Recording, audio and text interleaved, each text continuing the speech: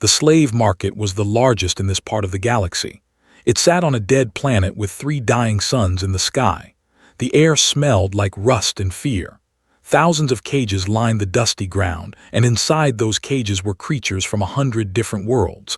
Some had scales, some had fur, some had too many eyes or too many arms. All of them had the same look in their eyes, the look of something broken. Stood in cage number 447. She was human, and humans were rare in this part of space. The aliens who walked past her cage would stop and stare. They had never seen anything like her before. She was small. She had no claws, no fangs, no armor on her skin. To them, she looked weak. She looked like easy prey. They were wrong. Had been a combat medic with the Earth Defense Corps. She had trained for 6 years before she ever saw real battle. She knew how to save lives, and she knew how to end them. Her hands could stop bleeding and restart hearts. Those same hands could find the soft spots in any body and press until something important broke. 3 weeks ago, her medical transport had been traveling through the outer rim when raiders attacked. The ship's shields failed in minutes. The crew fought hard, but there were too many enemies. Watched her friends die one by one. When the raiders finally broke through to the medical bay, she killed 4 of them with a bone saw before they brought her down with a stun weapon. She woke up in chains. Now she stood in this cage, wearing metal cuffs on her wrists. The slavers called them suppression cuffs. They were designed to stop aliens from using their natural powers. Some species could create fire with their minds. Some could move objects without touching them. The cuffs blocked all of that. But humans had no powers to block. Humans were just flesh and bone and stubborn will. The cuffs did nothing to except make her wrists itch. She watched everything. She memorized the patrol routes of the guards. She counted how many steps it took to reach the nearest exit. She noted which guards were lazy and which ones were alert. She studied the weapons they carried and learned how they worked just by watching. This was what humans did. They watched. They learned. They waited. A crowd began to gather near her cage. The auction was starting. The auctioneer was a fat creature with gray skin and 6 small eyes. He spoke in a language that's translator chip turned into words she could understand. He talked about her like she was furniture. He listed her height, her weight, her estimated. He mentioned that humans came from a planet called Earth, a world so dangerous that most species refused to visit it. Class 4 Death World, the auctioneer announced. Extreme gravity, extreme temperatures, poisonous plants, predators everywhere. And yet this little species survived. They even became the dominant life form on their planet. Imagine what entertainment value that could have. The crowd murmured with interest. Kept her face empty. She showed nothing. Inside, she was making a list of everyone who bid on her. She was remembering their faces. The bidding went fast. A tall creature with red scales offered a large sum. A being made of what looked like living crystal offered more. But the winner was a trader named. He was huge and fat, with wet gray skin and small black eyes that never seemed to blink. He owned fighting pits on his home world. He bought slaves and made them fight each other for the entertainment of rich aliens. Waddled to her cage after paying. He looked at her the way a child looks at a new toy. So small, he said. His voice was thick and wet like something rotting. So fragile, I wonder how long you will last in my arena. Said nothing. Laughed and waved his guards forward. There were 4 of them. 3 were like their master. The 4th was a species with 4 arms and dark purple skin. That was the largest. He seemed to be in charge of the others. The guards opened the cage and grabbed roughly. They dragged her toward a transport ship waiting nearby. They walked beside her, looking down with amusement. I have seen many slaves come through these markets, they said. The ones who stay quiet like you are always the first to break. They think they are being strong. They think they are being brave, but really they are just scared. Still said nothing. She was counting his weapons, 2 blades on his belt, 1 energy pistol on his hip. The pistol's safety was off. sloppy. When they reached the transport ship, the grabbed her face and forced her to look at him. His grip was strong. His claws dug into her skin and drew small drops of blood. "Pretty thing," he rasped. "Fragile thing. You will last maybe one fight in the arena. Maybe two if you scream loud enough to entertain the crowd." Looked into his eyes. She did not blink. She did not shake. She simply looked, and something in that look made the uncomfortable. He released her face and stepped back. "Put her with the others," he ordered. "We leave within the hour." The guards threw her into a holding cell in the ship's belly. Through the small window, watched the slave market grow smaller as the ship lifted off. She touched the small cuts on her face where the claws had been. The blood was already drying. She would remember his face. She would remember his grip. She would remember everything. And when the time came, she would make him remember her too. The fighting pits of Prime were famous across 12 star systems. Rich aliens came from distant worlds just to watch slaves kill each other in the sand. The arena was a massive bowl carved into the ground, with seats rising up on all sides. 50,000 spectators could fit inside. On big fight nights, every seat was full. The slaves lived in cells beneath the arena.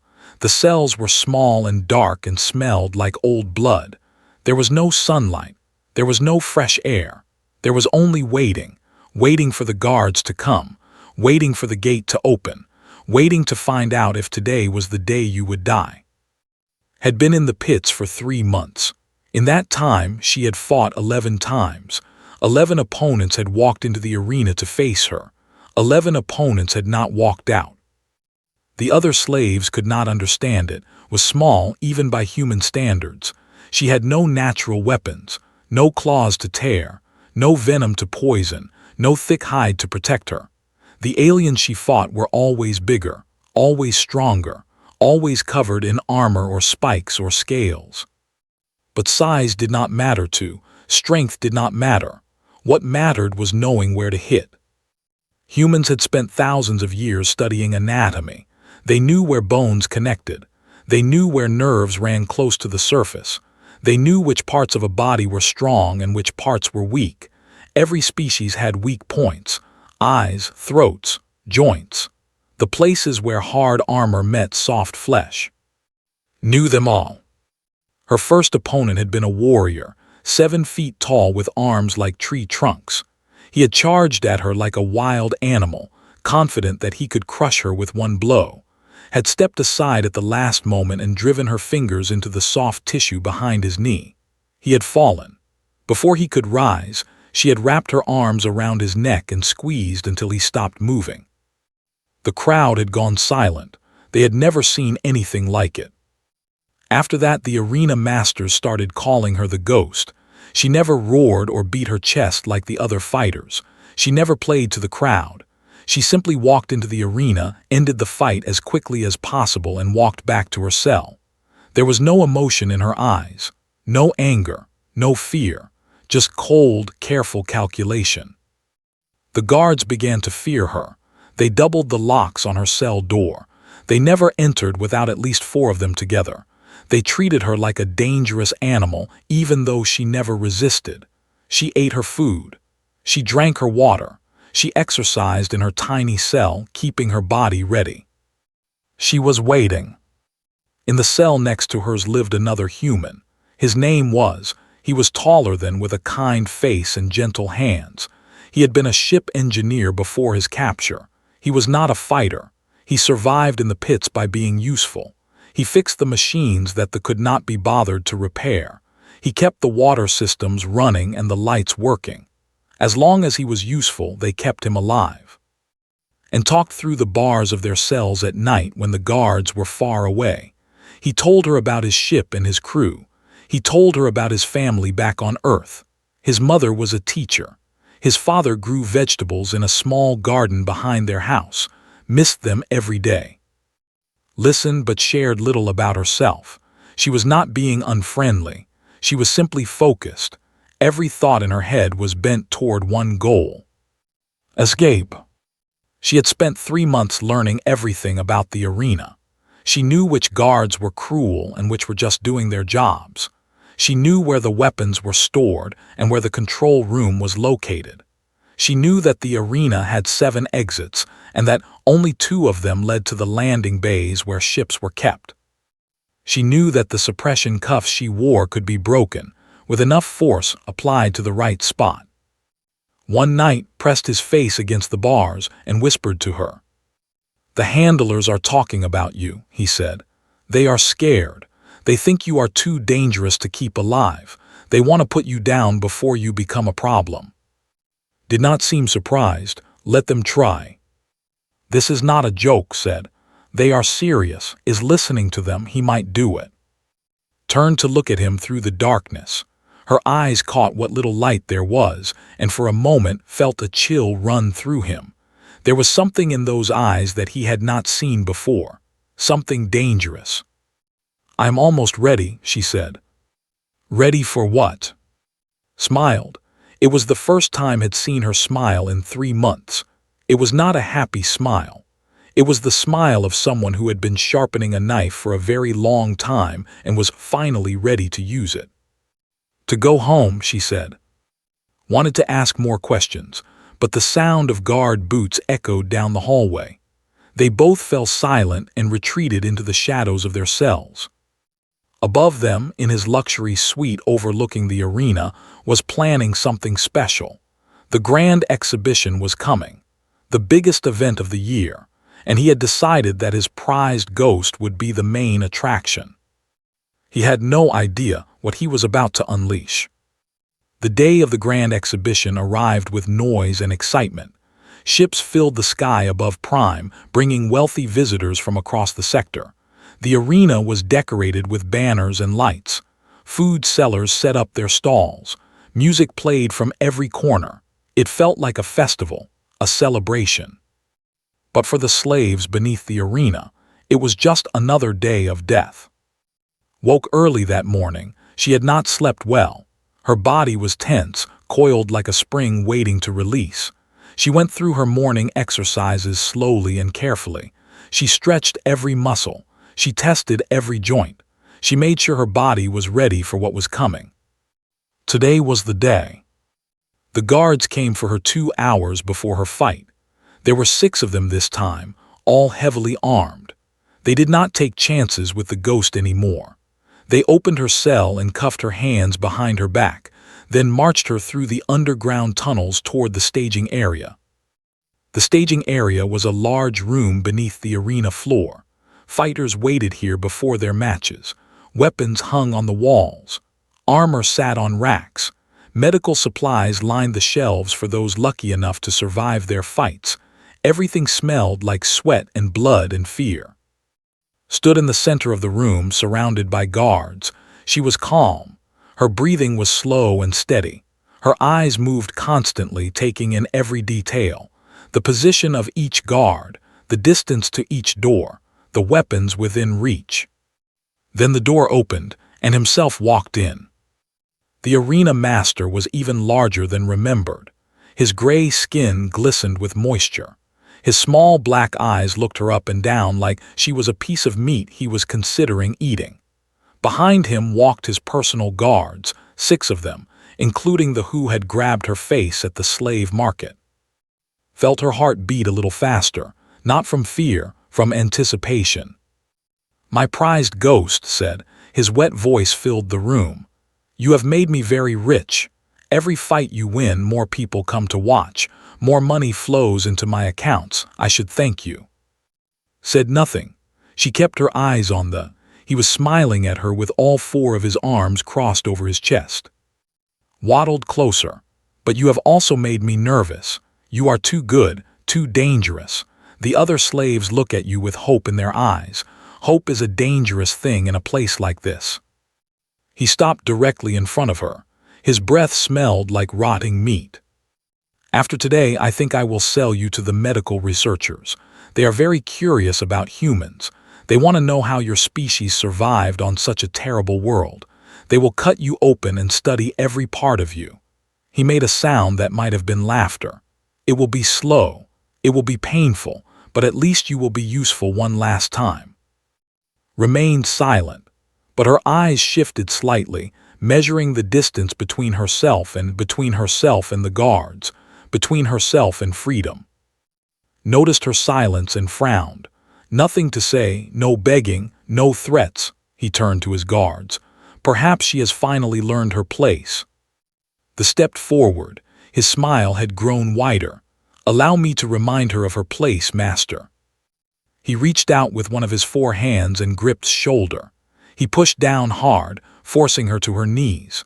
The concrete floor was cold and rough beneath her legs. Kneel before your owner, the commanded. Show respect. Knelt, she did not resist. She simply looked up at them with that same empty expression she always wore. That is better, said. See, even the ghost can be taught. They was not satisfied. He wanted more. He wanted to break her completely. He reached down and grabbed her chin, forcing her face up toward his. His claws pressed into her skin, just like they had on the day she was purchased. You remember me, don't you? He whispered. I told you that you would not last. I was wrong about that, but I was right about one thing. You are still just a fragile little creature. You are nothing. Looked into his eyes. When she spoke, her voice was calm and flat, without any emotion at all. Touch me once more, she said, and I will kill everyone in this room. For a moment there was silence, then laughed. The guards laughed, even the laughed a harsh and ugly sound. Kill everyone, wheezed. You can barely stand, your hands are bound, you are surrounded by armed guards. What do you think you can possibly do? They leaned closer. His 4 hands grabbed her face, her shoulders, her arms. He squeezed hard enough to leave bruises. Stupid creature, he sneered. What are you going to do? What are you going to? He never finished the sentence. Had been slowly working on her suppression cuffs for weeks. She had found the weak point in the locking mechanism. She had been applying pressure every night, loosening them bit by bit. Now, with one sharp twist, they broke apart and fell to the floor. Her hands were free. And they was about to learn why humans were the most feared species in the galaxy. Everything happened in the space of a heartbeat. One moment was kneeling on the floor with his hands wrapped around her. The next moment, she was holding this own knife, and 2 of his 4 arms were falling to the ground. They screamed. It was a terrible sound, high and sharp, filled with pain and disbelief. He stumbled backward, purple blood spraying from his wounds, but did not let him get far. She moved forward like water flowing downhill, smooth and unstoppable. The knife flashed once more, and they stopped screaming forever. He was dead before his body hit the floor. The guards froze. For 3 full seconds nobody moved. They could not understand what had just happened. Their minds could not accept it. This small, weak human had just killed thee in less than 5 seconds. It was impossible. Did not give them time to recover. She grabbed the energy pistol from this belt and fired 3 times in rapid succession. 3 guards fell. The others finally began to move, reaching for their weapons, shouting for backup. But they were too slow. Humans were pursuit predators. They had evolved to track and kill prey over long distances. Their brains processed information faster than most species. Their reflexes were sharper. Their eyes could track movement with deadly accuracy. 2, the guards seemed to move in slow motion. She ducked under the first shot and rolled behind a weapons rack. Grabbing a metal staff from the rack, she swung it in a wide arc and caught the nearest guard across the throat. He went down gasping.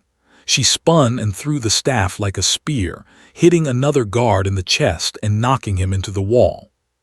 5 guards down, 4 seconds had passed. Was screaming now, his wet voice echoing through the staging area. Kill her, all guards to the staging area, now. Ignored him. She moved through the room like a ghost, living up to her name. She never stayed in one place for more than a moment. She used every piece of cover, every shadow, every distraction. She picked up weapons from fallen guards and used them until they were empty, then threw them aside and grabbed new ones. More guards poured through the doors, 10 of them, then 20. They fired energy weapons and threw grenades and charged with blades drawn. The staging area became a storm of light and sound, and death was at the center of that storm. She fought with a cold precision that terrified even the veteran soldiers. There was no anger in her movements, no fear, no hesitation. She simply identified threats and eliminated them one by one. When a berserker charged at her with a massive axe, she at the last moment and guided his swing into a power coupling on the wall. The electrical discharge killed him instantly.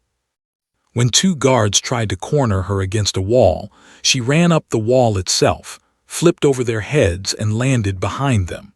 They died before they could turn around. When a sniper took position in the upper gallery, calculated the angle of his weapon, and threw a knife with perfect accuracy, the sniper fell without firing a single shot. 6 minutes had passed. More than 30 guards lay on the floor. Was bleeding from a dozen small wounds. A blade had caught her arm. An energy bolt had grazed her leg. But she did not slow down. Humans could ignore pain when they needed to. They could push their bodies beyond the breaking point through sheer willpower. This was the gift of evolving on a death world. This was why Earth had produced the most dangerous creatures in the known galaxy. Had retreated to the corner of the room, surrounded by his remaining guards. His small black eyes were wide with terror. He had seen many fighters in his arena. He had seen strength and speed and ferocity, but he had never seen anything like this. "What are you?" he whispered. Did not answer, she was busy. She reached the control room in 7 minutes. 2 guards tried to stop her at the door. They failed. Inside, she found the master controls for the entire arena complex. Cell doors, security systems, landing bay access, everything. She pressed a button, and every cell door in the slave quarters unlocked at once. She activated the intercom system and spoke, her voice echoing through every corridor and hallway. "All slaves, the cells are open. The guards are busy with me. Head to the landing bays on the east side. Ships are waiting. Move now." Then she sealed the staging area doors and went back to work. At the 9-minute mark she reached, his guards were all dead. The arena master was alone, pressed against the wall, shaking with fear. His wet skin had gone pale gray. His 6 small eyes blinked rapidly. "Please," he begged. "Please, I will give you anything, money, ships, freedom, whatever you want." Stood in front of him, covered in blood that was mostly not her own. She was breathing hard now. The adrenaline was starting to fade, but her eyes were still cold and focused. "I already have my freedom," she said. "I took it." She did not kill him. Instead, she pressed 2 fingers against a specific point on his neck, gasped, and then his entire body went limp. He slid down the wall and collapsed on the floor, unable to move. "Spinal nerve damage," explained, though he could no longer respond. "You will live. You will be awake. You will feel everything, but you will never move again." She turned and walked toward the landing bays. Behind her, the arena was empty. 10 minutes had passed. And the ghost had become a legend. The sector's peacekeeping forces arrived 3 hours after the last ship escaped from Prime. They came with warships and soldiers and medical teams, expecting to find a war zone. What they found was something much stranger. The grand arena of Prime was empty. The fighting pits were littered with bodies, guards, handlers, arena staff, all of them dead or wounded. But the slave quarters beneath the arena were completely abandoned. Every cell stood open. Every chain lay broken on the floor. Hundreds of slaves had vanished without a trace. The investigators walked through the carnage in stunned silence. They had never seen anything like this. The security footage showed a small human woman tearing through dozens of armed guards like they were made of paper. They watched the footage again and again, slowing it down, studying every movement. Military experts would later analyze those 10 minutes frame by frame. They would write papers about human combat capabilities. They would update training manuals and threat assessments. The footage would eventually be classified as top secret, restricted to only the highest levels of galactic command. Humans, the galaxy began to understand, were not weak. They were not fragile. They were apex predators from a world that had tried to kill them every single day for 200,000 years. They had survived ice ages and plagues and predators and each other. They had crawled out of the mud and conquered their planet and reached for the stars. And when you pushed them too far, when you touched them one too many times, they pushed back. The investigators found in his private suite, paralyzed from the neck down. His eyes moved frantically, but he could not speak. He could not move. He could only lie there, staring at the ceiling as the peacekeepers photographed the scene. Someone had carved words into the window of his suite, the window that overlooked the empty arena. The letters were deep and jagged, cut with a blade that had seen much use that day. "We were never your property. Earth REMEMBRS." The message spread across the sector within days. News networks played the footage. Politicians made speeches. Slave owners across a dozen worlds began to look at their human property with new eyes. Some released their slaves immediately, afraid of what might happen if they did not. Others increased their security, adding more guards and stronger locks. It did not matter. The damage was done. Over the next 3 months, slave markets began to shut down across the sector. Owners were afraid. Buyers were hesitant. The price of slaves dropped as fear spread.